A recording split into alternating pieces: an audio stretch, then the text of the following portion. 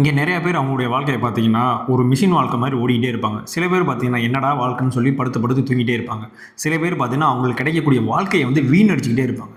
அதுதான் இங்க நான் சொல்ல வந்திருக்கோம். உண்மையிலேயே உங்க வாழ்க்கைய வீணடிச்சுட்டு இருக்கீங்க அப்படின்றதுக்கான ஒரு 11 அறிகுறிகள் இருக்கு. இந்த அறிகுறியெல்லாம் இருந்துச்சு அப்படின்னா, கண்டிப்பா நீ உங்க வாழ்க்கைய வாழல. தேவையில்லாம வீணடிச்சுட்டு இருக்கீங்க அப்படின்றது தான் உண்மை. அதுலயும் முக்கியமா அந்த 7வது பாயிண்ட், இங்க நிறைய வேலை செய்யக்கூடிய ஆட்களுமே இந்த மாதிரியான ஒரு விஷயத்த ஃபாலோ பண்ணிட்டு தான் இருக்காங்க. ஸோ அந்த 7வது பாயிண்ட்ட கண்டிப்பா கேளுங்க. ஏன்னா அதை நீங்க அவாய்ட் பண்ணாலே நிறைய விஷயங்கள நீங்க உங்களை நீங்களே சரி செஞ்சுக்கலாம். உங்கள செல்ஃபா இம்ப்ரூவ்மெண்ட் பண்றதுக்கும் அந்த விஷயம் உதவும். ஸோ இப்போ என்னென்ன அறிகுறிகள்லாம் இருக்கு, உங்க வாழ்க்கைய வீணடிக்கிறதுக்கான 11 அறிகுறிகள் என்ன அப்படின்னா, இப்போ நான் ஒன் பை ஒன்னா சொல்றேன். அது எல்லாமே நீங்க நோட் பண்ணிக்கங்க. முதல் அறிகுறி, காலையில் பாத்ரூம்குள்ளே நீங்கள் ஃபோன் எடுத்துகிட்டு போகிறீங்க அப்படின்னா கண்டிப்பாக நீங்கள் உங்கள் வாழ்க்கையை வீணடிச்சுட்டு இருக்கீங்க அப்படின்னு தான் அர்த்தம். சில பேர் பார்த்தோன்னா எந்திரிச்சோடனே ஃபோனை தான் நோண்டுவான், தூங்குறதுக்கு முன்னாடியும் ஃபோனை தான் நோண்டுவான், எங்கே போனாலும் ஃபோன் எடுத்துகிட்டே போவான். ஸோ அந்த மாதிரி ஃபோனுன்னு இருக்கவன் கண்டிப்பாக அவனுடைய வாழ்க்கையை வீணடிச்சுட்டு தான் இருக்கான் அப்படின்றது தான் அர்த்தம். ரெண்டாவதாக பார்த்தீங்கன்னா, காலையில் பார்த்தீங்கன்னா குறிப்பிட்ட நேரத்தில் அவனால் எந்திரிக்கவே முடியாது. 8 மணிக்கு வேலை அப்படின்னா கிட்டத்தட்ட 7:50 வரைக்குமே தூங்கிட்டே தான் இருப்பான். 7:30க்கு அலாரம் வைப்பான், திரும்ப அது 7:40க்கு மாற்றுவான், 7:45க்கு மாற்றுவான், அந்த மாதிரி மாற்றி தான் இருப்பான். ஸோ அவனால் இந்த டயத்துக்கு எந்திரிக்கணும் அப்படின்னு நினச்சாலும் அவனால் எந்திரிக்கவே முடியாது. ஸோ இந்த மாதிரி டைப்லலாம் யாரெல்லாம் இருக்காங்களோ அவங்களாம் கண்டிப்பாக அவங்களுடைய வாழ்க்கையை வீணடிச்சுட்டு தான் இருக்காங்க அப்படின்றதான் அர்த்தம். மூணாவதாக பார்த்தீங்கன்னா, சரியான நேரத்தில் உணவு சாப்பிடாமல் இருக்கிறது. ஸோ இதில் நீங்கள் நிறையா பேர் பார்த்துருப்பீங்க. அவன் உண்மையிலே வேலை இருக்குது, வேலை செஞ்சுட்டு சாப்பிடாம இருந்தா அப்படின்னா பரவாயில்ல. டிவி பார்த்துக்கிட்டே இருப்பான். டிவி பார்த்துட்டு ஒரு வெப் சீரிஸே பார்த்து முடிச்சிருவான். லாஸ்ட்டில் பார்த்தா டைமே முடிஞ்சிடும். 8 மணிக்கு எல்லாம் சாப்பிட்டுட்டு இருப்பாங்க. இவன் 10 மணிக்கு தான் சாப்பிடவே போவான். ஸோ அந்த மாதிரி உங்கள் சாப்பாட்டை நீங்கள் ஸ்கிப் பண்ணிட்டு இருக்கீங்க அப்படின்னாலே கண்டிப்பாக உங்களுடைய வாழ்க்கையை நீங்கள் வீணடிச்சுட்டு தான் இருக்கீங்க அப்படின்றதான் உண்மை. நாலாவதாக பார்த்தீங்கன்னா, சின்ன சின்ன விஷயத்துக்கு கூட ரொம்ப ஓவராக ரியாக்ட் பண்ணுவாங்க. சின்ன விஷயம் இது ஆமாம் அப்படின்னு சொன்னாலே வேலை முடிஞ்சிடும், இல்லை அப்படின்னு சொன்னாலே முடிஞ்சிடும். ஆனால் அந்த விஷயத்துக்கு ஓவராக ரியாக்ட் பண்ணி ஓவராக பேசிக்கிட்டே இருப்பாங்க. ஸோ அந்த மாதிரி இருக்கவங்களுக்கு அவங்களுக்கு டைம் அவைலபிளாக இருக்குது, அதனால தான் பேச்சு கொடுத்துட்டே இருக்காங்கன்னு அர்த்தம். ஸோ இந்த மாதிரி பழக்கம் இருக்கிறவங்க அப்படின்னு பார்த்தீங்கன்னா கண்டிப்பாக இவங்க வாழ்க்கையை வீணடிச்சுட்டு தான் இருக்காங்க. வாழ்க்கை யூஸ்ஃபுல்லாக வாழலை அப்படின்றது தான் அர்த்தம். அஞ்சாவதாக பார்த்தீங்கன்னா, நாளைக்கு என்ன கிழமை என்ன தேதின்னு கூட தெரியாமல் ஒரு வேலையை செஞ்சுட்டு இருப்பாங்கல்ல. ஸோ அவன்லாம் பார்த்தீங்கன்னா கண்டிப்பாக வாழ்க்கையை வீணடிச்சுட்டு தான் இருக்குன்னு அர்த்தம். நாளைக்கு என்ன கிளம்புன்னு தெரியாது. ஸோ நாளைக்கு ஒரு ப்ரோக்ராம் ஃபிக்ஸ் பண்ணியிருப்பான், வெள்ளிக்கிழமைப்பா இங்கே போகிறோம்னு சொல்லி ஃபிக்ஸ் பண்ணியிருப்பான். அவனுக்கு காலையில் விழுந்தப்பறம் தான் தெரியும், இன்னைக்கு தான் வெள்ளிக்கிழமையா, இன்னைக்கு தான் போகணுமா அப்படின்னு நினச்சி அவதியாக வேலை பார்த்துட்டு இருப்பான். ஸோ இந்த மாதிரி மென்டாலிட்டியில் உள்ள ஆட்கள் கண்டிப்பாக அவருடைய வாழ்க்கையை வீணடிச்சுட்டு தான் இருக்காங்க அப்படின்றதான் அர்த்தம். ஆறாவதாக பார்த்தீங்கன்னா, தேவையில்லாமல் வெட்டியாக கண் முழிச்சு நைட்டு ஃபுல்லாக படம் பார்க்க வேண்டியது, திரும்ப காலையில் தூங்கிட்டு ஆஃபீஸுக்கு லேட் ஆகி போச்சு, அங்கே லேட் ஆகி போச்சுன்னு இந்த மாதிரிலாம் காரணம் சொல்லுவாங்கள்ல. ஸோ இவங்க கண்டிப்பாக அவங்களுடைய வாழ்க்கையை வீணடிச்சுட்டு தான் இருக்காங்கன்னு அர்த்தம். ஸோ தூக்கம் அப்படின்றது உங்களுடைய மூளையை சுறுசுறுப்பாக்கிறதுக்கான ஒரு விஷயம்.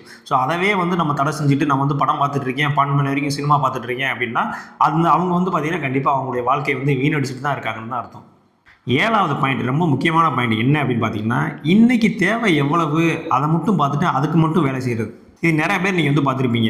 கரெக்டாக இன்றைக்கி என்ன தேவை, இன்றைக்கி ஒரு 200 நம்மளுக்கு தேவையா, அப்போ இந்த 200 மட்டும் வேலை பார்த்தா போதும் அப்படின்ற மாதிரி ஒரு மைண்ட் செட்டில் இருப்பாங்க. இது நிறைய பேரோட வாழ்க்கையவே அப்படியே புரட்டி போட்டுரும். ஸோ உங்களுடைய தேவையெல்லாம் எப்படி இருக்கணும் அப்படின்னா, இன்றைக்கி இருக்கணும், நாளைக்கு சேவிங்ஸில் இருக்கணும், அந்த மாதிரியான ஒரு மைண்ட் செட்டில் போகணும். இன்றைக்கி வேலைக்கு போகிறோம், இன்றைக்கி ஒரு 200 கிடைக்குது, இன்றைக்கி நம்ம அந்த 200 ஒரு ட்ரிங்க்ஸுக்கு செலவு பண்ணிட்டோம் அப்படின்னா, அது அந்த மாதிரியான ஒரு வாழ்க்கையை வாழ்ந்துட்டு இருக்கீங்க அப்படின்னா கண்டிப்பாக உங்கள் வாழ்க்கையை வீணடிச்சுட்டு தான் இருக்கீங்க அப்படின்றது தான் உண்மை.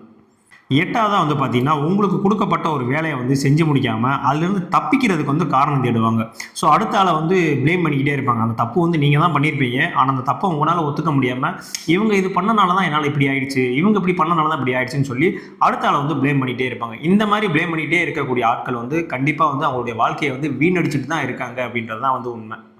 9வதாக பார்த்தீங்கன்னா, எல்லாருமே இந்த மாதிரி ஒரு ஆட்களை பார்த்துருப்பீங்க. இன்றைக்கி ஒரு நாள் மட்டும் தான்டா, நாளையிலேருந்து நான் கரெக்டாக ஆயிடுவேன், இன்றைக்கி ஒரு நாள் தான் ஜிம்முக்கு வரல, திங்கக்கிழமை நான் கரெக்டாக வந்துடுவேன் ஜிம்முக்கு, ஆனால் 1ஆம் தேதியிலேருந்து நம்ம கரெக்டாக வாக்கிங் போகணும், இந்த மாதிரிலாம் சொல்லிகிட்டே இருப்பாங்க. ஸோ இந்த மாதிரி சொல்கிற ஆட்கள் அவங்களுடைய வாழ்க்கையை வீணடிச்சுட்டு தான் இருக்காங்க. எப்போ ஒருத்தன் நாளைக்கு அப்புறம் அப்படின்னு சொன்னாலே கண்டிப்பாக அவனால் செய்ய மாட்டான், இல்லை செய்ய முடியாது, இது 2 தான் அர்த்தம்.